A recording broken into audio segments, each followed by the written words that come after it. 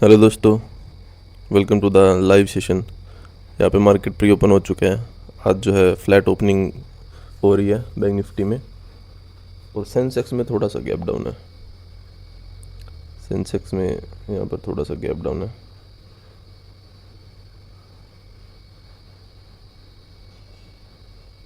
$220 के आसपास। तो यहाँ पर मार्केट ठीक खुल रहा है। यहाँ पर रिट्रेसमेंट की भी ज़रूरत नहीं है मार्केट में, क्योंकि अगर रिट्रेसमेंट होगी तो फिर बायर आना शुरू हो जाएंगे। तो यहाँ पर मार्केट को रिट्रेसमेंट की भी ज़रूरत नहीं है। मार्केट सीधा खुल के सीधा अगर मार्केट चलना शुरू करेगा तो हम यहाँ पर बाइंग कर लेंगे, क्योंकि उसके बाद अगर फिर बायर आना शुरू करेंगे फिर मार्केट जो उनको फिर निकालने नीचे आ सकता है। तो हम सीधा एक डायरेक्ट जो मोमेंटम होगा उसमें घुसने की ट्राई करेंगे। और आज रिट्रेसमेंट होगी नहीं, उसके पीछे भी रीज़न है, क्योंकि यहाँ पर रिटेलर्स बैठे ही नहीं है। रिटेलर्स को अगर बैठे हो, रिटेलर्स को निकालने के लिए एक रिट्रेसमेंट ज़रूरी होती है, लेकिन यहाँ पर वो बैठे ही नहीं। अगर वो नहीं बैठे तो रिट्रेसमेंट की ज़रूरत नहीं है, मार्केट सीधा ऊपर चल सकता है। तो जैसे ही ब्रेकआउट आएगा वैसे ही मार्केट में एक मोमेंटम आ सकता है, फिर उसके बाद में भी बायर्स आ सकते हैं। ये जो 55,500 का जो लेवल है यहाँ पर, इसका जो ब्रेकआउट हो गया, अगर मार्केट होल्ड करता है तो उसके बाद में भी बायर्स आ सकते हैं, लेकिन अभी तक तो रिटेलर्स बैठे हैं नहीं। तो जैसे ही मोमेंटम होता है खुलते ही हम वैसे ही ट्राई करेंगे यहाँ पर एंटर करने का। अभी मार्केट को ओपन होने देते हैं और देखते हैं। सो दोस्तों, मार्केट ओपन हो चुका है। यहाँ पर जो है ज़्यादा रिट्रेसमेंट की ज़रूरत भी नहीं है मार्केट को। तो जैसे ही मार्केट ऊपर चलना चालू होगा तो वैसे ही यहाँ पर जो है मोमेंटम आ सकता है बाइंग में, और यहाँ पर हम ट्रेड बनाना शुरू कर लेते हैं, क्योंकि रिट्रेसमेंट की ज़रूरत ही नहीं है यहाँ पर मार्केट को। ये देखिए, ये ऑलरेडी गैप डाउन खुला था, तो ये गैप डाउन खुला था तो सीधा मार्केट जो है ऊपर जा सकता है। यहाँ पर बाय लोग कर नहीं पाएंगे। हम यहाँ पर ट्रेड बना लेते हैं। पहले सेंसेक्स में आज हम ट्रेड बनाएंगे, क्योंकि यहाँ पर जो है निफ्टी और बैंक निफ्टी की एक्सपायरी है। 401 में 1 का हमें मिला है।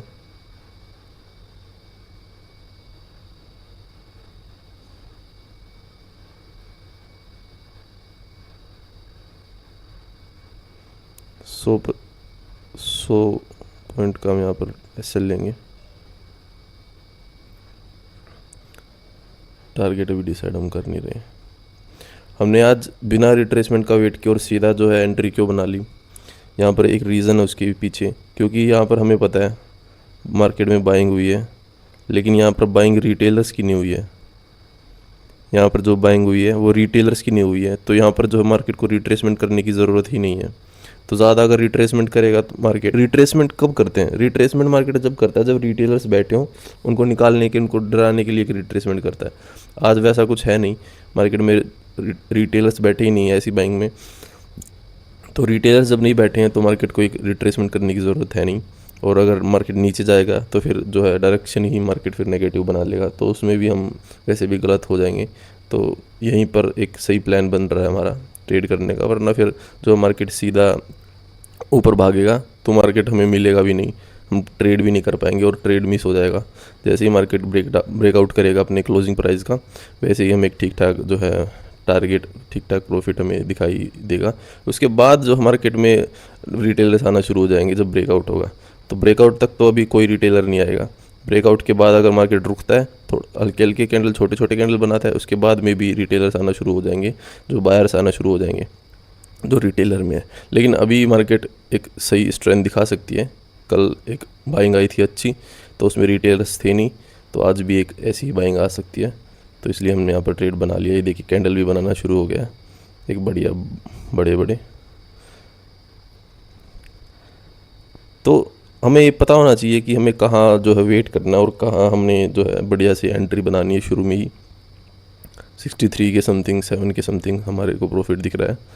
तो ये ज़रूरी पता होना चाहिए कि कब रिट्रेसमेंट का वेट करना है, और जो है कब यहाँ पर रिटेलर्स ही नहीं बैठे तो रिट्रेसमेंट की नीड ही नहीं है। जब रिट्रेसमेंट की नीड नहीं है तो वहाँ हम रिट्रेसमेंट का क्यों वेट करेंगे? हम यहाँ वेट करते रहते हैं रिट्रेसमेंट का, और यहाँ पर मार्केट जो निकल जाती है, फिर हम सोचते रहते हैं यार ये तो ट्रेड ही मिस हो गया। फिर हम यहाँ पर कहीं बनाते ट्रेड, यहाँ पर कहीं ब्रेकआउट के बाद, तो फिर जो है फिर जो रिटेलर्स आना शुरू हो जाते हैं, जब रिटेलर्स आना शुरू हो जाते हैं फिर मार्केट फिर ऊपर बाइंग में जाता नहीं, उनको प्रॉफिट लेकर के नहीं जाएगा। फिर जो है मार्केट एक रिजेक्शन दिखाएगा, फिर अगर हम यहाँ पर एंटर होते तो एक रिजेक्शन में हमारा एसएल चला जाता, फिर जो मार्केट ऊपर चलना शुरू करता उनको निकाल के फिर तब तक हम एग्ज़िट हो चुके थे, हम एसएल दे चुके थे। तो ऐसे नहीं करना है, हमें पता होना चाहिए कि कब वेट करना है और कब वेट नहीं करना। जैसे ही हमने एंट्री दिखी, जैसे ही मार्केट शुरू हुआ चलना, वैसे ही हमने यहाँ पर अपनी एंट्री बना ली। और मैं तो डिसाइड करके बैठा था यहाँ पर हम मार्केट खुलते ही 1-2 मिनट के अंदर ही एंट्री बना लेंगे, क्योंकि यहाँ पर जो है रिटेलर बैठे हुए नहीं है। तो अगर बाइंग में जाना है मार्केट को खुलते ही जाएगा, वरना अगर मार्केट कुछ होल्ड करता कुछ और करता है फिर मार्केट कुछ और ही ट्रैप करने की कोशिश करेगा। लेकिन मार्केट जो ओपन होते ही मोमेंटम करना चालू कर दिया है। अभी थोड़ा सा देखते हैं मार्केट को, हमारा ठीक ठाक प्रॉफिट चल रहा है, अभी वेट करते हैं और एक हम अच्छा टारगेट लेके जाने वाले। दोस्तों, हमारा जो नॉर्मल टारगेट है वो हिट हो चुका है। 100 पॉइंट का हम जो है नॉर्मली टारगेट रखते हैं, लेकिन अभी थोड़ी सी है स्ट्रेंथ बाकी। और यहाँ पर 500 का ब्रेकआउट हम देख सकते हैं।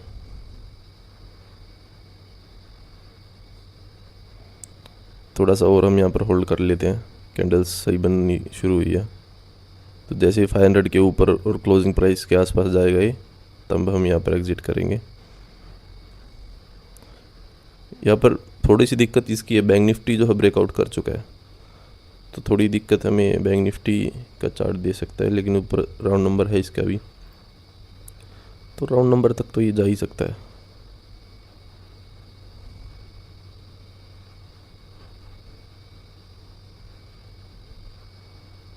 और निफ्टी भी का भी क्लोजिंग प्राइस पास में ही है। प्रीमियम इतने बढ़ नहीं रहे, कैंडल तो बन रही है लेकिन प्रीमियम की कैंडल देखो रेड बनी है।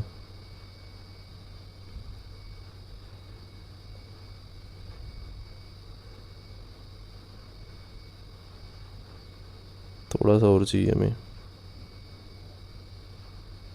चलिए गाइस, हम यहाँ पर एग्ज़िट कर लेते हैं। 502 पे हमें एग्ज़िट मिला है।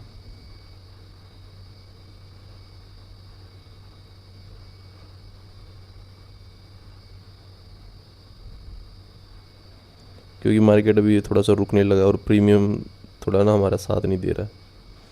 तो 100 पॉइंट 101 पॉइंट के आसपास हमें जो है टारगेट मिल गया है। क्योंकि देखो डायरेक्ट जैसे मार्केट मिल रहा है, जितना टारगेट हमें मिल रहा है तो उतना ले लो, है ना। जब टारगेट हमें मिल रहा है, अब क्या पता रिट्रेसमेंट कर दे, क्योंकि राउंड नंबर है। राउंड नंबर का थोड़ा सा हो सकता है सेलर्स को ऐड करने के लिए थोड़ी रिट्रेसमेंट दिखा दे। यहाँ पर रिट्रेसमेंट क्यों करेगा? क्योंकि सेलर्स के एसएल अवेलेबल नहीं है हमारे पास, तो सेलर्स को ऐड करने के लिए यहाँ पर रिट्रेसमेंट हो सकती है। ऐसा नहीं कह रहा मैं कि रिट्रेसमेंट करके मार्केट, देखो जैसे हमने कहा था मार्केट को रिट्रेसमेंट करने की ज़रूरत नहीं है, मार्केट ने सीधा मोमेंटम किया। अब जो है मार्केट रिट्रेसमेंट क्यों करेगा? थोड़ा सा होल्ड कर सकता है, रिट्रेसमेंट कर सकता है, क्योंकि ये राउंड नंबर है। राउंड नंबर का रेजिस्टेंस दिखा करके सेलर्स को ऐड करेगा, फिर उसके बाद जो है मोमेंटम करेगा। लेकिन वो कितना रिट्रेसमेंट करे हमें नहीं पता। अगर हमारा प्रॉफिट, अगर यहाँ पर टारगेट अगर हमें मिल रहा है तो हमें बुक कर लेना चाहिए। ऐसा नहीं है कि हमें टारगेट को बड़ा करते नहीं है, लेकिन जहाँ पर देखिए कि बड़ा हो सकता है वहाँ पर बढ़ाना है। लेकिन अब यहाँ पर हमें पता है कि मार्केट हमारा टारगेट को भी खा सकता है, और खाएगा नहीं तो कम तो ज़रूर कर देगा। फिर उसके बाद हम ये सेम टारगेट क्या पता कितनी देर में देखेंगे, क्योंकि कैंडल्स भी थोड़ी छोटी ही बना रहा है। अगर अच्छी खासी बड़ी बड़ी कैंडल बनाता तो हम वेट भी करते। तो हमने आज बाइंग क्यों की? हमने यहाँ पर बाइंग इसलिए की, हमें पता था यहाँ पर जो है ऑपरेटर हो सकता है, और अच्छी खासी मोमेंटम करके गया है क्लोजिंग के टाइम पर। और यहाँ पर जो मार्केट ने रिटेलर्स को मौका नहीं दिया बाय करने का। जैसे ही इसका ब्रेकआउट हुआ है वैसी कैंडल देखो कैसी बनी है। ये ब्रेकआउट के बाद यहाँ पर कैंडल बिल्कुल बढ़िया बढ़िया कैंडल बनाई है, और यहाँ पर मौका ही नहीं मिला यहाँ पर रिटेलर्स को बाय करने का। रिटेलर्स सोच रहे होंगे कब ये मार्केट रीटेस्ट करेगा, कब रिट्रेसमेंट करेगा, तब हम बाय करें, फिर उसके बाद मार्केट बाइंग में जाएगा, उनको प्रॉफिट देगा। तो ऐसा होता नहीं है मार्केट। अगर यहाँ पर रिट्रेसमेंट करता फिर ऊपर जाता तो हम यहाँ पर बाय का ट्रेड प्लान नहीं करते, हम यहाँ पर सेलिंग का सोचते, क्योंकि फिर यहाँ पर जो बायर्स ऐड हो जाते, फिर अगर बायर्स ऐड हो जाते तो रिटेलर्स अगर ऐड हो जाते तो फिर हम यहाँ पर बाय नहीं कर पाते, फिर हम यहाँ पर सेलिंग का प्लान बनाते, क्योंकि यहाँ पर रिटेलर्स के एसएल पड़े होंगे नीचे। तो एसएल नीचे पड़े नहीं हुए, रिटेलर्स आए नहीं है यहाँ पर, तो हमें ना तो रिट्रेसमेंट की ज़रूरत है और ना मार्केट में एसएल पड़े हुए बायर रिटेलर्स के। तो मार्केट जो है अपना फर्दर मोमेंटम कर सकता है।